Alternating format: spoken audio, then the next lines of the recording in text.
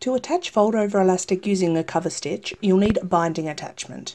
I'll be using a raw edge single fold binding attachment in 5/8 inch to match the width of my fold over elastic. I also have a 1 inch version.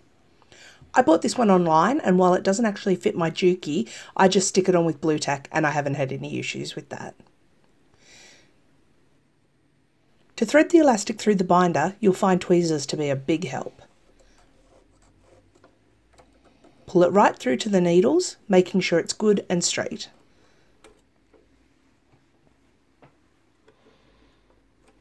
Put your fabric in right side up, again right up to the needles. I hand turn a few stitches in before I start, then go for it.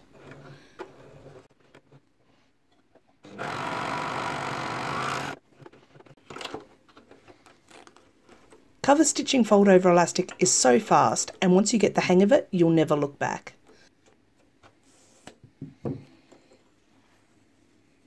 The result is really professional with plenty of stretch.